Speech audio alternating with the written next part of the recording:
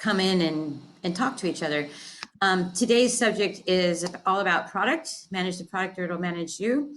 Before we get started, though, I just wanted to go over the agenda. We're going to have 20 minutes of the panel discussion, 20 minutes of breakout rooms, and then we'll come back for 20 minutes. This is our first time using this software. It's the creator, Peter Lee's on the line. And just wanted to just have an open discussion about things to people all over. So before we get started, I'll ask Peter to go ahead and give an overview of how to use the breakout rooms. So it's on you, Peter. All right. So just as broad context, this application is about making it easy for participants to move. So it's optimized for you to choose where you want to go.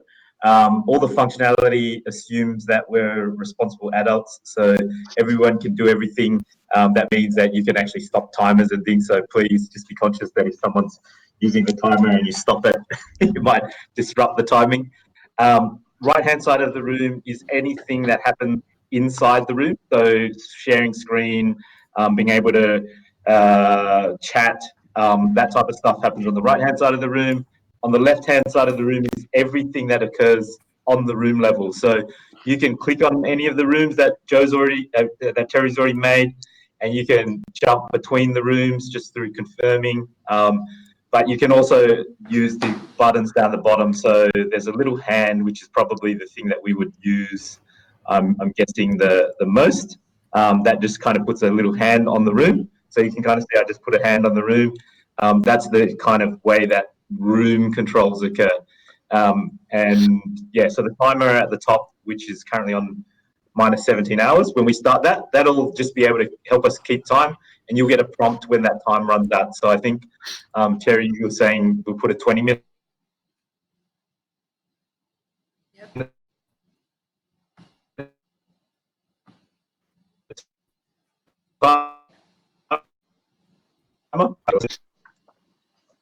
Yeah, 20 minutes. Yeah. I think that's probably it. The rest should be hopefully very intuitive and simple to use. And so it'll just be focused on the conversation. If you haven't noticed, on the bottom right, there is a grid button, and you can click that button and it'll convert us into a Brady Bunch type view. So at the moment, I'm looking at 15 faces of video streams. All right, so unless there's any questions, I think we could go ahead and get started.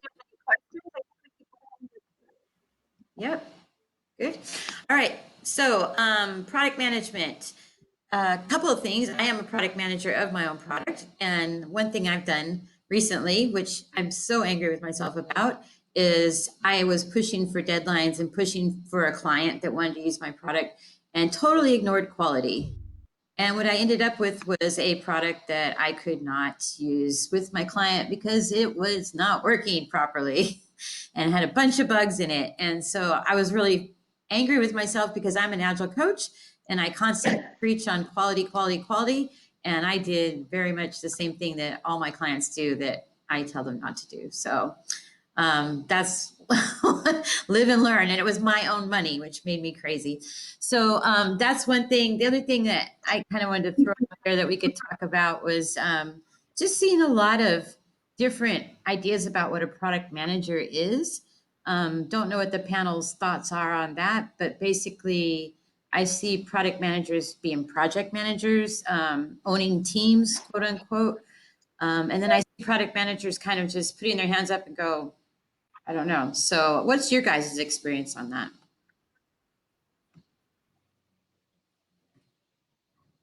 I have a whole presentation on that one. we talk about that a lot in our shop, and we, as part of both, our training and our practice, we have very distinct roles. But I think what's really important about the different roles within the product management domain is how they interact together.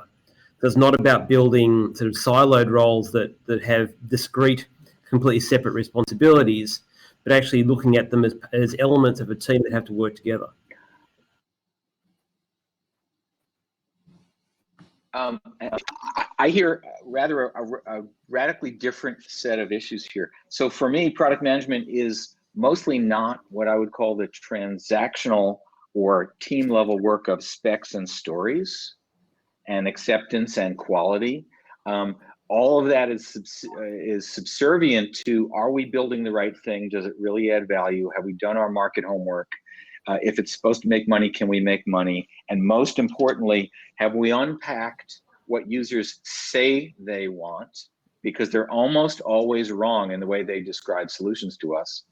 And we get back to the problems that they have so that we can architect good solutions to their problems. What I see over and over again in relatively young or new product teams, especially ones that are following Agile in an IT organization where they get credit for shipping things on time, not for shipping value, is that we skip all of the needs assessment, the market work, the deep interrogation of users, and we rush right to building stuff. And I think that would be for here too in Australia. No difference. Well, you know, we do tend to value shipping more so than delivering outcomes and value. So I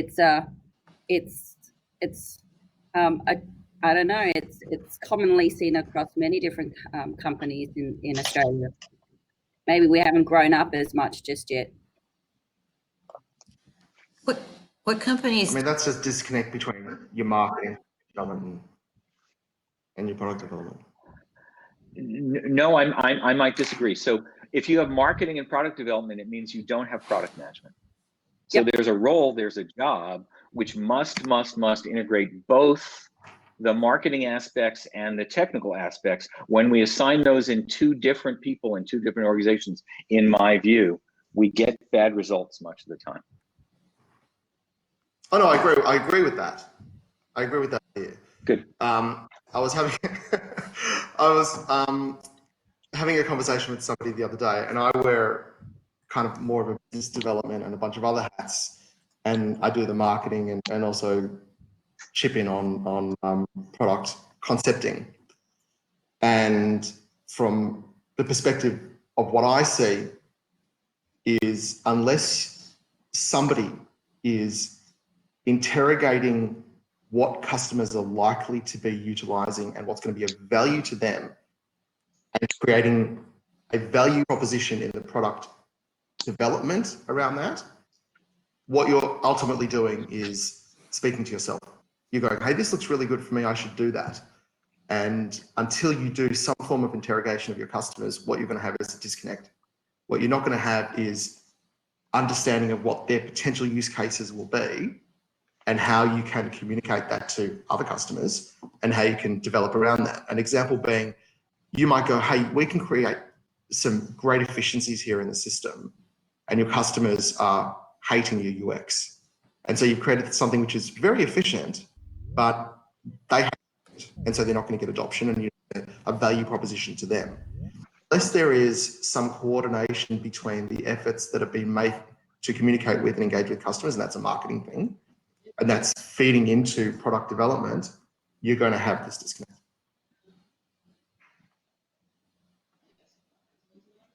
I could share my experience working in large organizations where it's a really complex environment, really hard to get things done. And I've seen a couple of models where the product manager role, product owner role is played by the single person looking outward to the market, customer, validation, and inward with the Scrum team.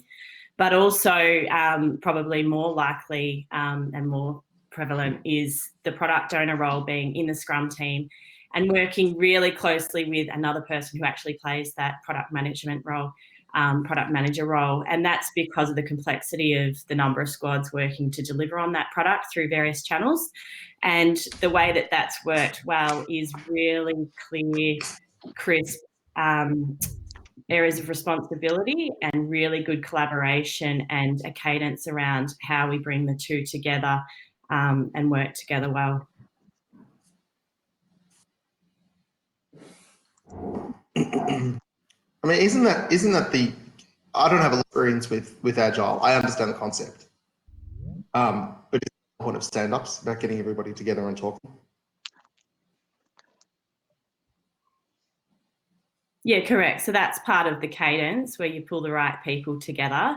But in terms of sharing, going a bit deeper on customer validation, sharing insights, the product manager would actually have sort of a session. I would call it like a chief PO type role, where all of the product owners would align around the product vision, the product roadmap, and constantly be discussing, because the work that goes into that product roadmap would come both ways. It would come from a sort of, I don't like using the language top down, but from a product management view, where they're sort of, like I said, that outward facing role, but also bottom up in terms of learnings around, from a technical perspective, what we can do to improve the product. So it sort of came together to build out a roadmap where everyone was contributing, but it was sort of a group that would sequence. I would say at a sync, a product owner sync and product manager sync in a sprint, and especially quarterly, where they do specific planning around the roadmap and what's going to be delivered in the next quarter.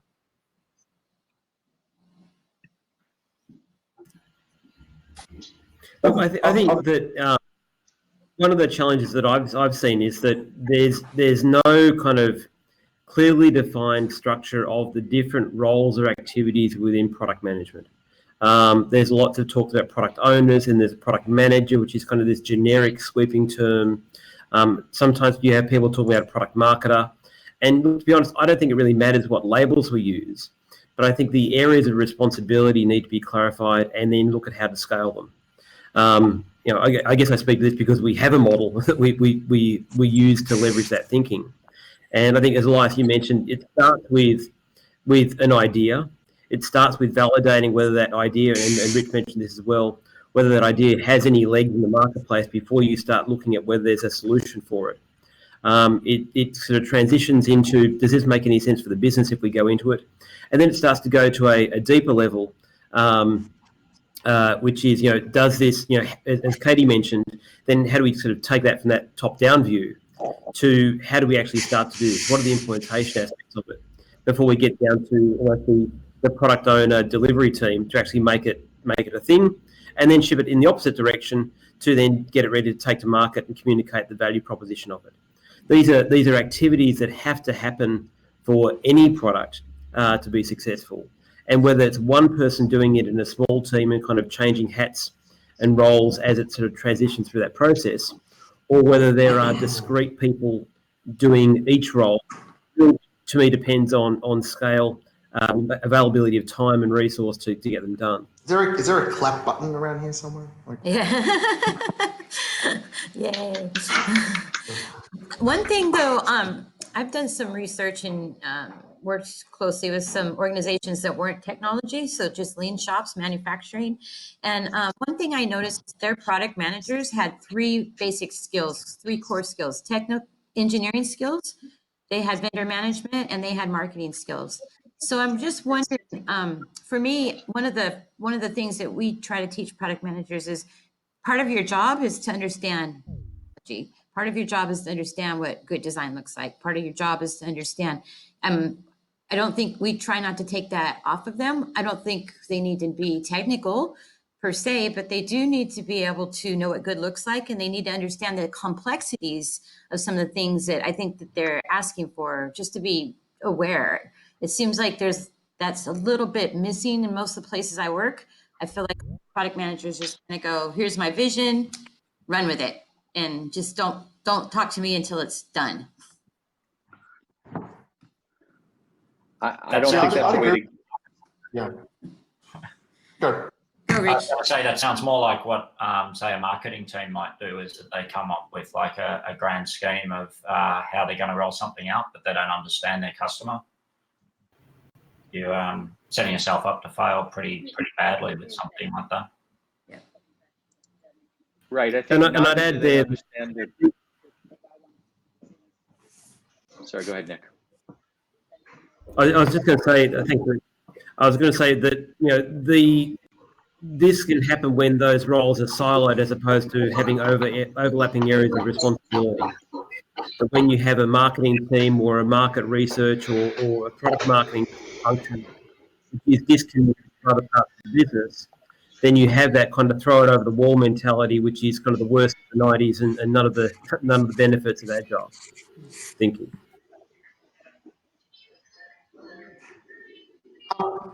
I may be interpreting like Terry's statement a little bit differently. And one of the things I've come to do, this umbrella product management term, is it's you got to be across a few different languages. You got to be able to speak to the marketing people.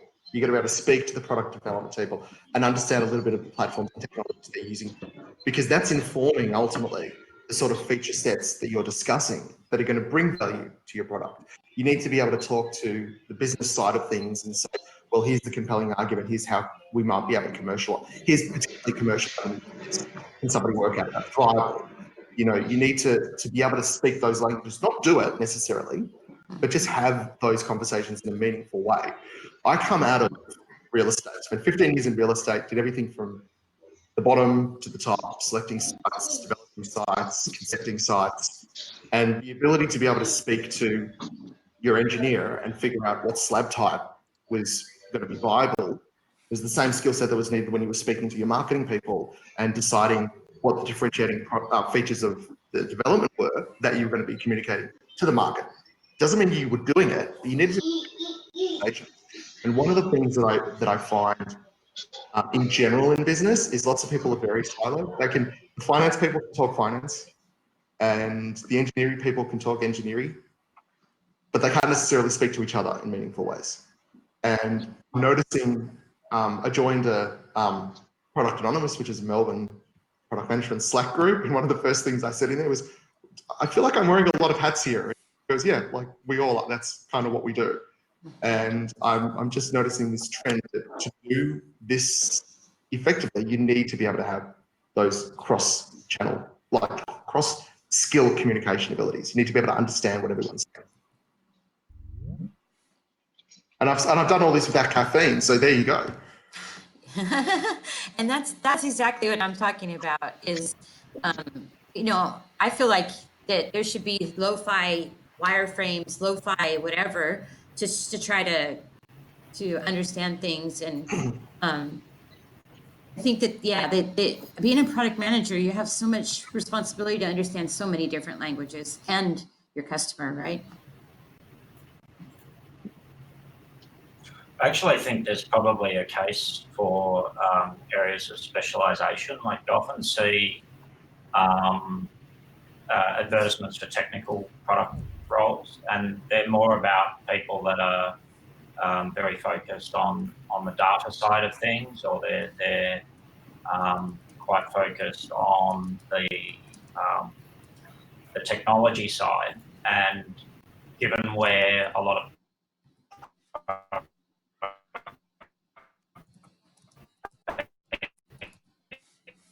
come from, it's a bit much to expect everyone to be able to get into the detail of everything, but you need to be able to at least talk to a lot of things on a surface level. But when you want to get into like a really skills-based assessment of someone's suitability for a role, then it's more about their approach and less about do they know how to run SQL queries, or do they have experience running user experience sessions? You should have other people in the team that are capable in those areas. I think, and I agree with that in terms of like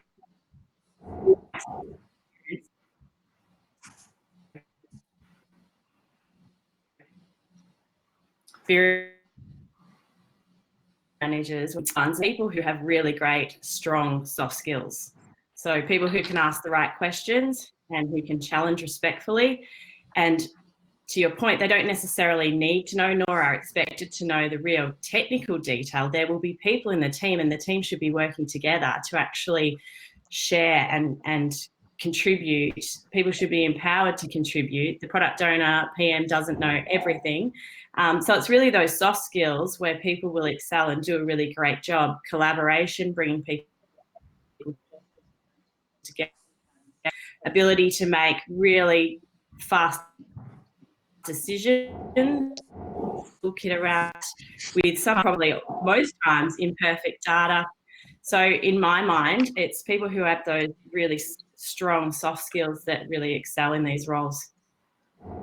Can I go back to what you said, Ben, about role specialization? I think there's definitely a need for role specialization as you go through, as your business scales. But if you're a brand new kind of startup, I think it's really important to get that generic, broad product management skill into the business first, as opposed to going deep, because then you're missing out on all that great value that a good product manager brings, which is making sure that they're bringing outside data, information, insights into the business, as opposed to that kind of very deep, whether it's technical or whether it's growth or whatever it might be, that kind of deep, narrow skill. Yeah. I think it's still better to go broad before going deep. Yeah, I'd agree with that. I'd say I'm more of a broad kind of product person. So when I came into Fat Secret, we didn't really do anything we did a little bit on the data side, but a lot of that responsibility went to the engineers or the CTO. But now that we're starting to scale the team, we're actually looking for people with more specific skill sets that sort of fill gaps that we know we have. Starting off, we went really broad. Excellent. Oh, sorry. So I'm just looking at sorry, time. I was going to jump in there. We're just looking at. Sorry. Yep, just looking at time. Do we want to just continue in this room and open up the conversation, or do we want to separate into different rooms?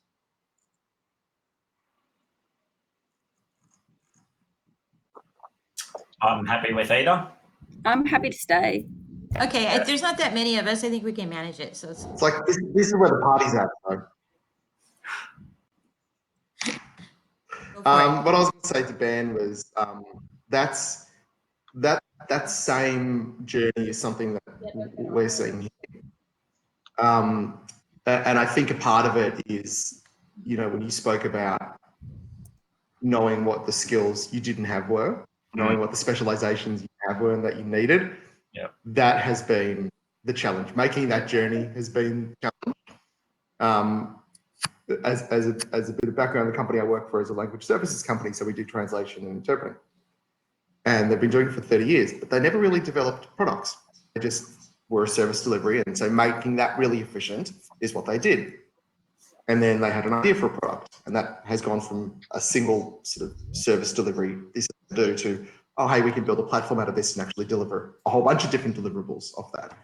So it's been this huge journey, and figuring out what skill sets we need in the team to deliver that and to adapt to all the potential deliverables at the other end has been, hey, we might need someone to do a bit of UX at some point. We might need somebody to do a bit more of the storyboarding aspect here. We're using these tools and we're doing this stuff and it's working, but it's not necessarily as efficient as we want it to be. So we're getting notes, but then we're having to double or triple handle them to get them into Monday or Trello or whatever it is we're using for that aspect. So I think understanding, you're in this management space, understanding the skill sets that you need to do things effectively is certainly one of the challenges.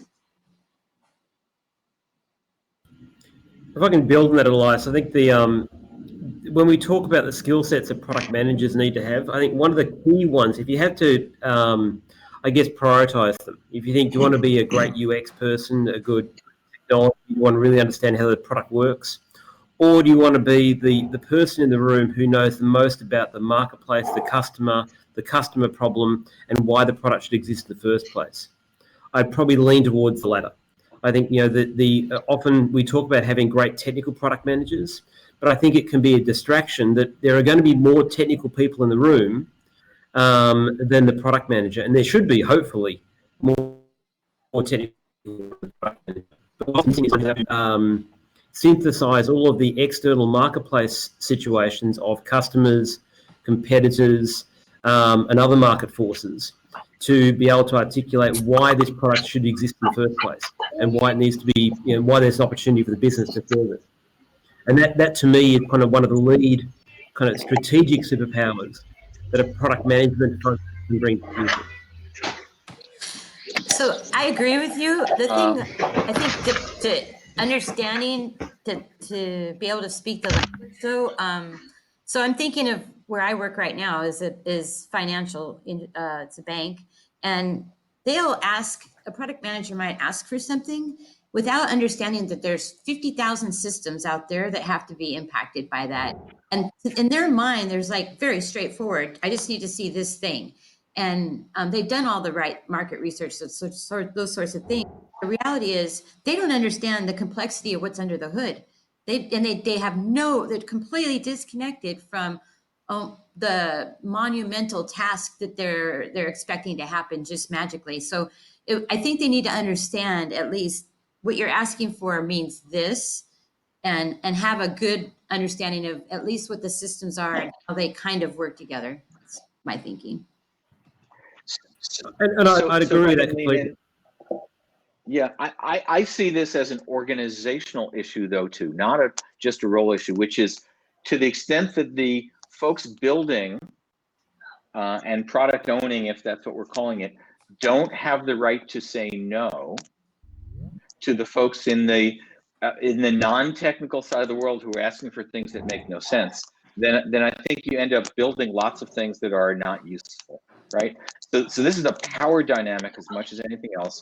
Who are the folks who listen to that long rant and say, well, pat them on the head, that's a really nice idea, but it'll take 50,000 developers 1,000 years to do it, so no. And by the way, this is what's important. And you gave me the wrong answer, and you designed the wrong thing, and you jumped past all the issues. So we're going to try again, and I'm going to lead, right? So for me, this is, and it's directly tied into this break between technical product managers who don't have the right to say no, and business unit folks who get their wishes even when they make no sense or they're not prioritized, right? Who's the grown-up at the table who gets to say no?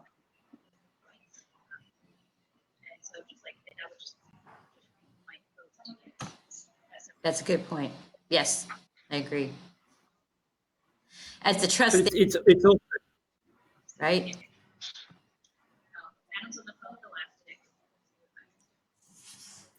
it's qualifying what the right questions are at the right time, and the one part of that product management function, which we'd probably put under the label of product marketer, for want of a better term, is doing the prioritization for saying yes and no to the right opportunities, even before there's a solution on the horizon, to identify whether these things are worth chasing for. And as part of that, you have a sense of, well, how much is this thing worth? And if you turn to a development team or a technical team and say, we've got this great opportunity, we can make this much money from it and serve these many customers, and the technical team says, that's a super idea, but it's technically impossible, it'll cost you way more than you're going to make, well, then it's the right time, not for one person to say no to the other one, but for the opportunity to kind of go, well, that doesn't work. Is there another way we can attack it, or is this just a no for the business? So it shouldn't be a personality war where one team is saying no to the other team. It should be a rational look at the data, the capabilities, and fundamentally the business opportunity as to whether it's a yes or a no. It shouldn't come down to personalities, even though it does. If we're being grown. If we're being grown-ups. That brings me to the next question is, who owns the return on investment? Because I see product managers walking totally away from that, saying, I don't even know how to calculate the return on investment. I'm like, why are we building things if we don't even know where our break even is, if we don't even know when to stop it, because we're not even tracking how much we're putting into it? Well, that seems like a failure. I think. Go ahead, Rich. Sorry, it's Sonia. These product managers are getting younger and younger. Yeah, for me, if product management is not,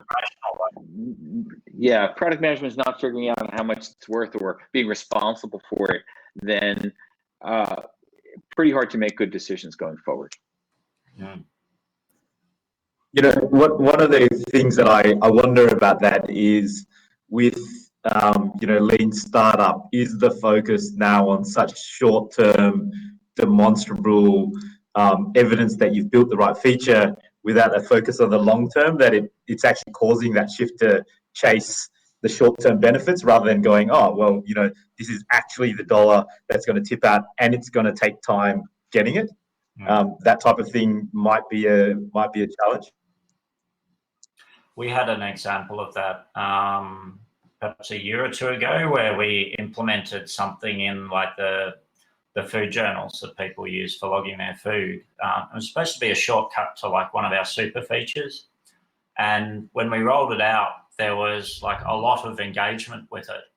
And most people got excited about it in the business and thought, oh yeah, that's been really successful. But I had to put a pin in their enthusiasm by sort of pointing out that it was a single point in time metric that they were looking at, and they weren't looking at the context of reuse. It's like, well, we don't know what people are then going on to do with that feature, so we can't actually say, has it actually delivered the value that it's supposed to deliver? Because all they're doing is clicking a button, and they could be just curious as to what does the button do, or they might not understand what the button does, because it wasn't clear as to necessarily what the feature was that we were taking them into. So then once they even engaged with it, that ability to then go back and find the result of what they did was nearly impossible. So it's one of those things where even though on the surface it might be seeming valuable, it's not. I'm interested to find out what everybody else thinks. There's lots of people in the room, but what do you guys think? The ones without the camera on. So I can't pick on you. Kate, there you are. What does everybody else think?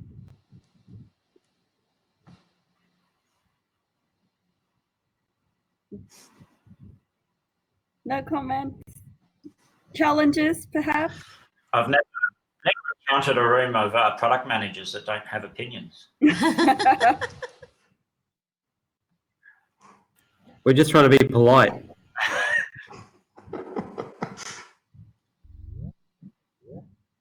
I see all these cameras are suddenly turning on. You've intimidated everybody. Oh, I didn't mean to. I was just interested in, what were some of the people's experiences. I can do it for you. So I kind of understand what Terry is saying. We're really disconnected in a bank. It's a big organisation. I've spent a lot of time thinking about Agile, and I still think it's for a smaller organisation unless you've got the whole organisation on the journey with you, which we don't. So it's really difficult for us. Yeah, I can empathise with that. I was in a large bank before I went to Fat Secret, and having everyone on the same journey is a tough thing when there's 50,000 people in the company. So the question is, are they going out of business? I mean, are these companies that are that disjointed? And maybe I just need to go work at a startup or something. I think it'd be a lot better experience. Well, some of them, I think, for me. You go. Go. I was going to say, for me, this is just recently finished up at ANZ and headed up there, and I'm happier already. that's right. For me, this is. I was just going to make a comment that, well, I think the writing was on the wall, and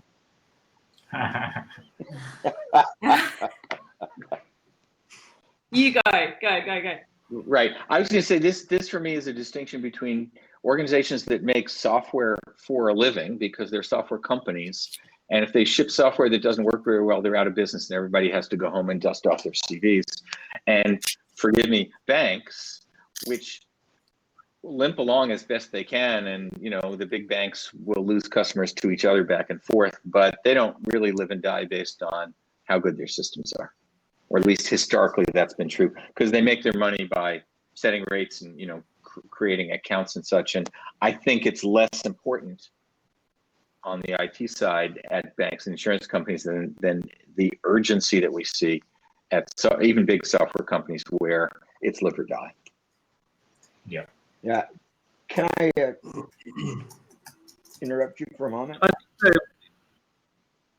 I think that technology is changing its way in banks as well, because as far as the large institutions, they're not the only players in the game anymore, and they're losing out to Google and Facebook, and so they have to change the way they're thinking to be competitive, and part of that is technology plays a higher role in the value of what they deliver. Yeah, we're seeing that here in Australia with the rise of all the neobanks. Sorry, Katie, did you want to continue what you were saying before? Yeah, I was just going to say someone that else interrupts you? Back to the point of big banks, they're very large, complex organizations. And so you mentioned I've lived and breathed it, going from sort of old school project waterfall all the way through transitioning into new ways of working, trying to implement Agile across the organization. And interestingly, particularly at ANZ, now they've come up with continue working and remediating the old bank, but actually we're going to start to build something off to the side because we've discovered that it's actually just too complex. We can't get work done. You cannot deliver value end to end unless you line up literally a squad full of about 50 people. We cannot track the value that we're delivering across the organisation. So, hey, let's just start again and actually frame it around customer value, customer journey, and customer needs. So that's my experience with Agile in a large organisation. They're still doing it to remediate even the old bank, but they've actually just made the decision and called it that it's too hard for us to remain competitive. We need to change and we need to do something different. I worked at a financial institution in the States that they created a lab, and basically what they started to do was just rebuilding everything from scratch. The only thing is they were burning like $1 million a month, and they couldn't afford to do it. So, I mean, they had like McKinsey or somebody in there running this thing, and it turned into its own monster itself. And the problem with all of those kind of approaches is that they're moving towards agile practices, but they're missing the entire point of the agile practice, which is to find faster ways of delivering value to the market. It's not finding more complicated ways to organise a team to deliver the platform that wasn't working previously, which is the way a lot of these are being run. Yeah, we want to find, what's the smallest. So is the answer just to get and rid then deliver it quickly? Is the answer just to get rid of all the management that sits between people making the decision and people doing the work? Part of it. I think the challenge, and particularly in larger organisations, is to improve the way that management is delegated from the top to the bottom. My experience, which is quite dated now, which kind of goes back to about 2004 working with the banks, is that the hierarchical structure and the chain of command essentially meant for you to scratch yourself, you needed permission from 3 ranks up. And that doesn't support any sort of agility or even a waterfall practice. It was just a disaster. Whereas with kind of an agile structure, whether you call it safe or anything where you've got different smaller teams working on a larger project, requires delegation of authority from the top down, a recognition that you're not in charge of everything, but you're in charge of your bit. And there is a trust layer between each one of those areas to deliver that part of the outcome and deliver that value within the time and quality and budget constraints. Yeah. Thank you, Rich. I've been thinking and I'm angry about this for a long time.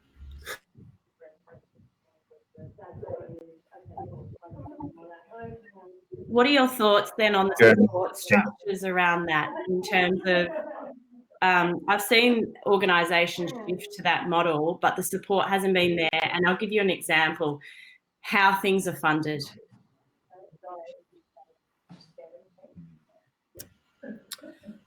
So I think the mental model that I have for, I guess, the training, for the support part of it, is recognizing that there has to be sort of an ongoing sort of training and practice aspect to it. So the mental model I have is, back in long time ago, I was part of the Australian Army when I was at the university, and basically most of the time you trained.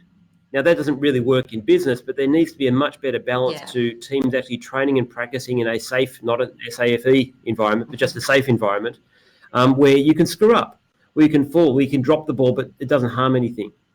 And so there's virtually none of that. And when I see sort of agile teams, in inverted commas, sort of spinning up and say, okay, today we're agile, good luck, without any training, without any practice, without any sort of safety net, then it's it's no wonder that it doesn't work effectively, because no one really knows deep in their bones what they're doing, and it's a tough transition. To the funding question, I actually don't think it's that complicated. It's made to feel complicated because everything is still treated as a project, where there's an assumption that you know what you're going to build before you build it.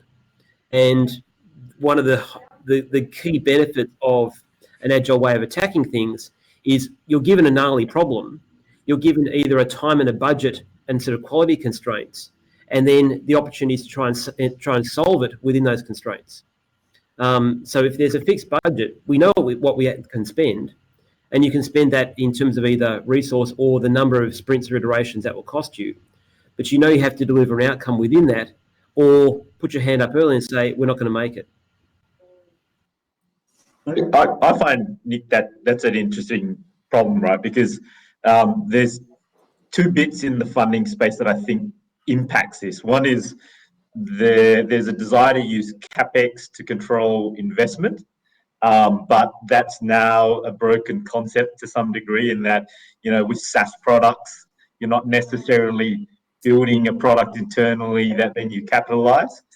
So the traditional way of use CapEx to direct investment, because it now doesn't work, but they need it for taxation purposes. The concepts need to be broken apart, which is based on cash flow, how much do we reinvest? And based on taxation, beneficial taxation treatment, what do we capitalize? Based on like the true kind of sense back to basics of that. And until we fix that, funding is always going to be a problem, because it's being used for a dual purpose. Yep. So we need agile tax, not a tax on agile, just agile tax approach. Yeah.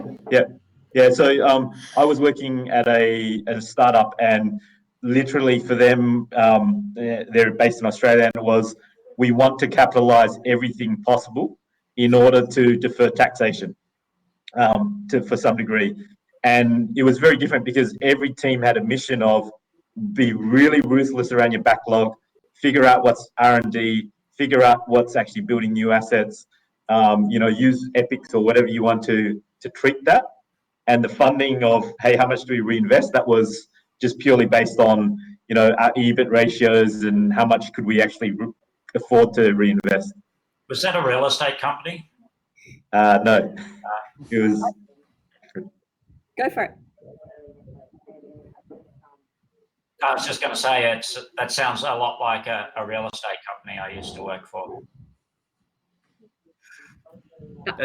It sounds a lot like any organisation I've worked with, either as consultant or as an employee, where there's a project and a program office. And I don't see that changing anytime soon, to be honest. But I think that where there's an opportunity for us to be smarter about it is to surface that conversation. So if one of the priorities of the business is to build things or build in such a way that it can be capitalized, let's not keep that thinking away from the technology and the product teams. Let's actually embrace it and say that this is how we prioritize things. Yeah. It might not be perfect, but that's the real world that we're in, so we shouldn't be ignoring it. And I think also a lot of the solutions that we pose are really trying to, things like, agile ways of working, they're really trying to just solve the symptoms of what we're trying to, of the underlying problem. And the underlying problem that you kind of identified is, apart from the tax structure in this country, I think the other challenge that we face is that how people are, I guess, remunerated. And so, you know, people make decisions because they have personal benefits at the end. So your executive team, how are they kind of KPI'd? How are they, you know, how do they get their pay? How do we pay them?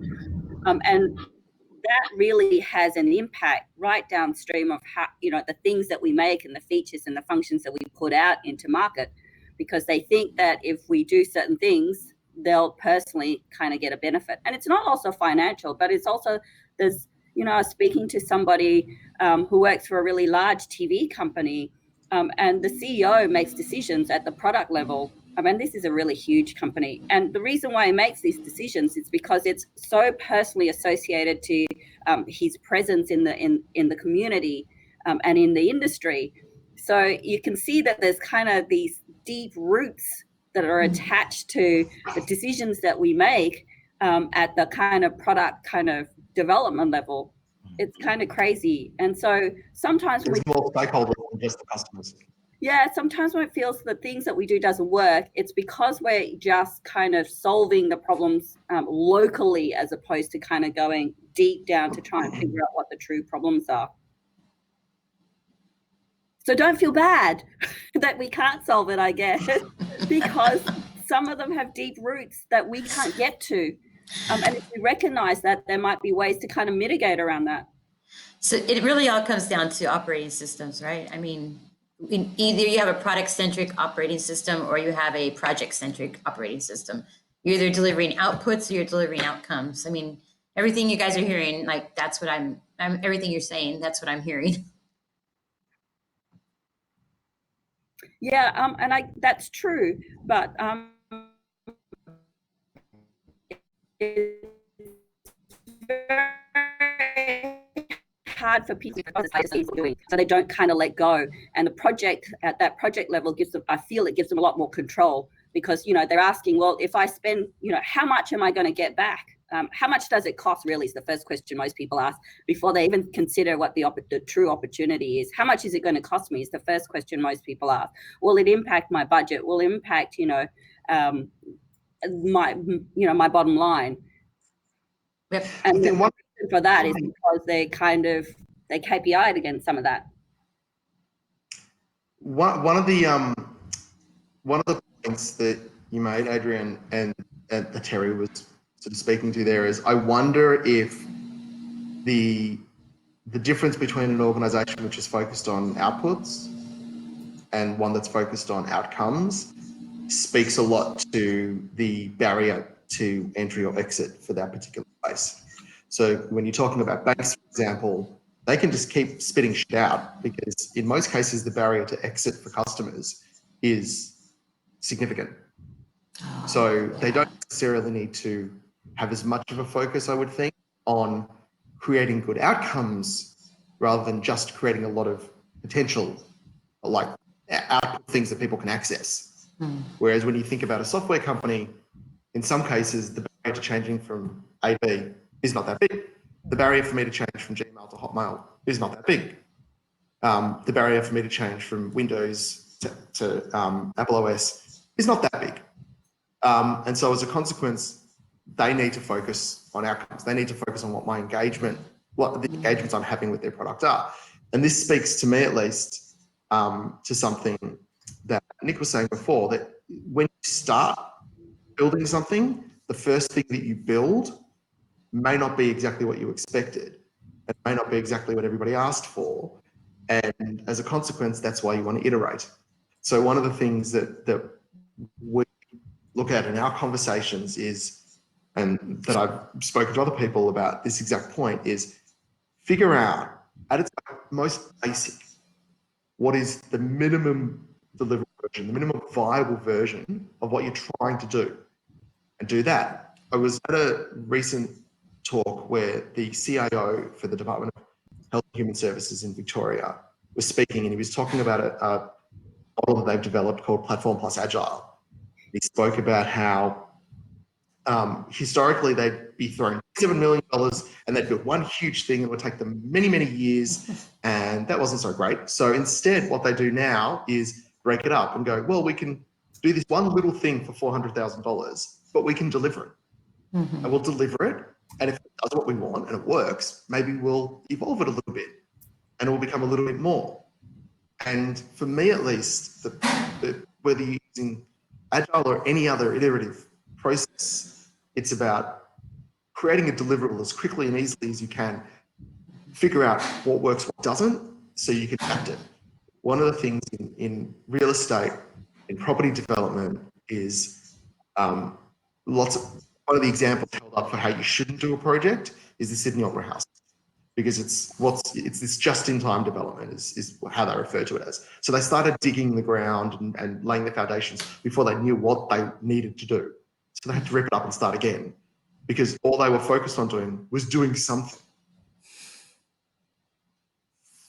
Yes, completely agree. There's lots of people that, and it's funny, it's going back to what the market wants to hear as well, your investors and your shareholders. And I'm doing some work with a kind of a startup in Asia. And even at that kind of small level where the teams are small and they're not on the stock exchange, they're still making new features because they want to keep their investors happy.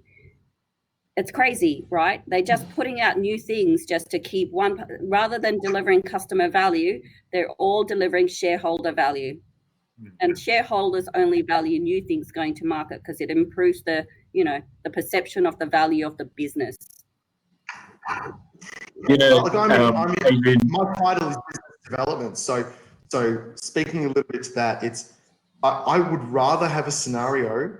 I think it's better to have a scenario where you've got 100 absolutely engaging and commercial on the features that you've got, and then build from that, rather than going, shit, we should do 50 other features because there's 1,000 customers over there that we don't have. And so, yes, you've got to satisfy the stakeholders, at all the different levels, but get things right, and then build from that. I agree. Sonia, did you want to say something? Yeah, sorry. Apologies for my daughter in the background. So I'm just thinking, Victoria, please. I'm just thinking about my backlog, right? Last night, I've got a meeting with a stakeholder. So I work in the data space. I've got a meeting with a stakeholder who's probably a business analyst, who's going to come and tell me what change needs to happen in the data space. And it's a small change. The tables already exist. They are just wanting to make sure that there are no issues downstream to all the other users who are using that table. I struggle to understand what product we're shipping. Terry is probably, and Joe are probably laughing at me right now, but no. When you've got a BI product, for example, a business intelligence product where you might be delivering a new dashboard, I can understand the concept of Agile, and we're delivering a new dashboard, but when it comes to a small change, a lot of our changes are related to reg and compliance. What's our product? I'm really keen to hear your thoughts on that. What do you use the BI tool for? So the changes that I'm doing aren't in a BI tool. It's a data warehouse. Right. So it's literally a table or a field within the warehouse. But do you understand what the data in that warehouse is used for? The short answer is no, because it contains a lot of information and the data lineage isn't great. Right. I know. I talked to a guy who worked at Spotify, and he usually uses how you do awesome Agile. And one of the challenges they talk about is as they've grown, that slowly different, getting further and further away from the customer means that it's harder for those teams to actually make good customer decisions. So the question is, is the thing you're doing waste or not? Actually, you can't tell anymore because that understanding of what the customer really needs is there. So they spend a lot of time thinking around how do they bring that customer closer to that team as opposed to accepting that that team structure exists. And the other thing, Sonia, I'd add to that is that even if it's a tiny change, there's kind of at least two questions you need to be asking for anything, which is who is the person, the customer, the user, the buyer that is potentially going to benefit from this.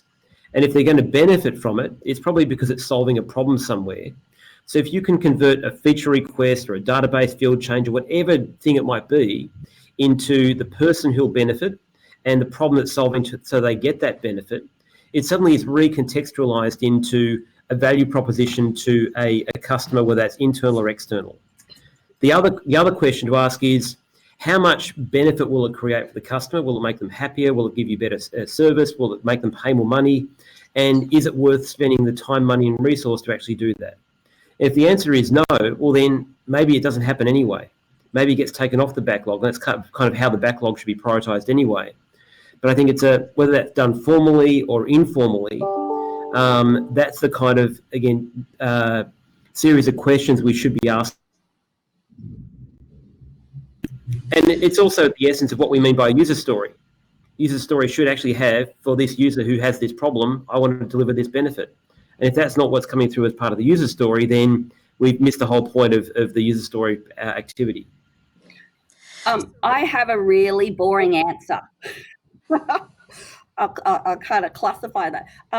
Sometimes when you build products that are complex, that have multiple kind of components to it, and you're part of your circle of influence in the product is kind of hidden and deep, I find it easy sometimes to create what I call a product taxonomy, to kind of understand the building blocks of all the value to the market.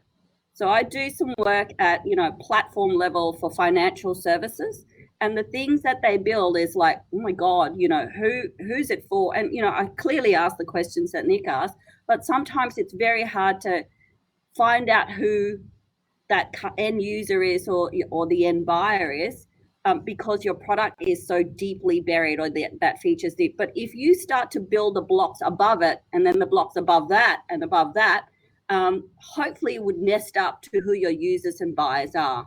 So I would look at, exploring, trying to figure out or creating a product taxonomy in your business, especially for products like that.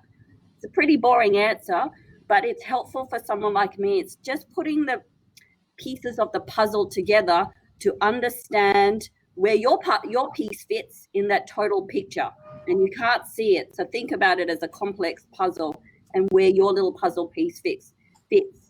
But unless you build a picture, it will be hard to find where you fit. So I have to. I hate to say it, but I think you're out of the loop, Sonia.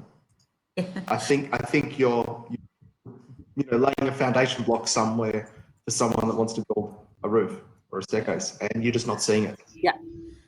So there, guys. I hear you. It's 9 o'clock. I'll have to stop just for a minute. If you guys want to continue after, that's fine. Good conversation. Just want to get a little bit of feedback. Yeah, good.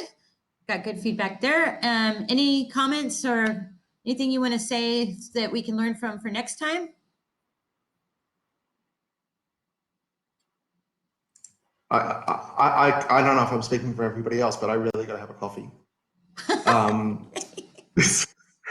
This is one of the things that I've found a lot of people talking about recently. Like I've had it pop up in a meetup suggestion locally, and some of the chats I've had with people in Slack have been around the connection between marketing and product management, and that sort of gets bandied about as customer alignment or market alignment. But I think it's more than that. I think it's communication and engagement, and how you are where your customer sits in the product that you're looking at, and how you're assessing the viability of those. So I'm just going to say that if you want to do anything, you're talking about marketing and product management, I'm all over that, and I know there's certainly conversations that I'm taking place in that are around that space. All right, guys, I'm going to have to jump off. If you have any comments, suggestions, please feel free to reach out to me. Thanks for all of your time. Greatly appreciated. And we all have a group you could join on LinkedIn if you want to be part of the conversation, continue the conversation, and be part of other conversations that we're going to have going forward. So thank you so much, everybody. Be sure to reach out to me if you have any suggestions. Thanks very much. Thanks. See ya. Thanks, Terry. Bye. Thank you. If you need any help about the taxonomy, reach out. Or Sophie. Is it Sophie? Sonia. Sonia. That's good. Yeah. Sonia.